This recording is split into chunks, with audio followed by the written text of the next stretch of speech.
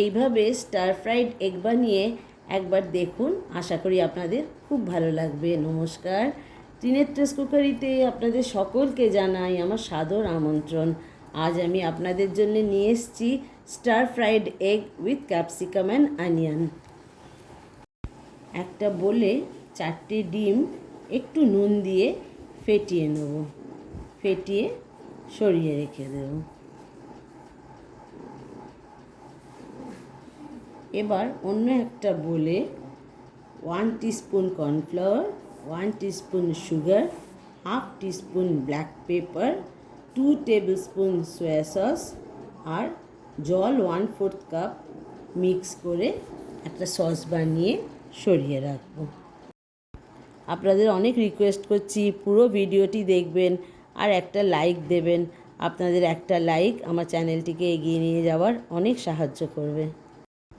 এবার কড়াতে একটু তেল দিয়ে তাতে ফ্যাটানো ডিমটা ঢেলে দিলাম, দিয়ে হালকা করে নেড়ে স্ক্র্যাম্বল করে নেব। দেখবেন ডিমগুলো যেন খুব ছোট ছোট না হয়ে যায়, একটু বড় বড় পিস রাখার চেষ্টা করবেন। এবার ভালো করে ভেজে নিয়ে একটা পাত্রে তুলে রাখবো। ত্রিনেত্রাস কুকারিকে যারা সাবস্ক্রাইব করেছেন তাদের অনেক অনেক ধন্যবাদ আমার পাশে থাকার জন্য। যারা নতুন রিকোয়েস্ট করছি একটু আমার চ্যানেলটিকে সাবস্ক্রাইব করে দেবেন। এবার কড়াতে আবার একটু তেল দিয়ে রসুন কুচি দিয়ে দিলাম, একটু নেড়ে নিয়ে অনিয়ন কিউব বা পেঁয়াজের কিউব দিয়ে একটু নেড়ে ভেজে নেব।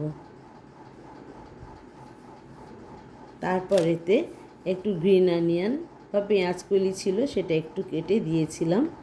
ভালো করে এবার নেড়ে নেব। এবার ক্যাপসিকাম কিউব দেব, বেল পেপার দেবো, red bell pepper, yellow bell pepper, এটা অপশনাল, শুধু গ্রিন ক্যাপসিকাম দিয়েও আপনারা করতে পারেন। এবার ভালো করে নেড়ে নিয়ে সবজিগুলো যখন একটু মজে যাবে এতে কাঁচা লঙ্কার কুচি দিয়ে দেবো। এটা আপনারা স্বাদ অনুযায়ী দেবেন, দিয়ে আবার নাড়ব। ভালো করে নেড়ে নিয়ে এবার এতে স্ক্র্যাম্বলড এগটা দিয়ে দেবো। এবার ভালো করে মিক্স করে নেব, নিয়ে যে সসটা বানিয়ে রেখেছিলাম সেটা ঢেলে দিলাম।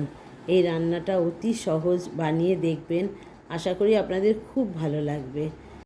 এই রান্নাটা আপনারা লুচি, পরোটা বা ফ্রায়েড রাইস, নুডলস যে কোনো জিনিসের সঙ্গেই আপনারা এটা খেতে পারেন। আমার রেসিপিটি কমপ্লিট হয়ে গেছে, আপনাদের কেমন লাগলো একটু কমেন্ট সেকশানে লিখে জানাবেন।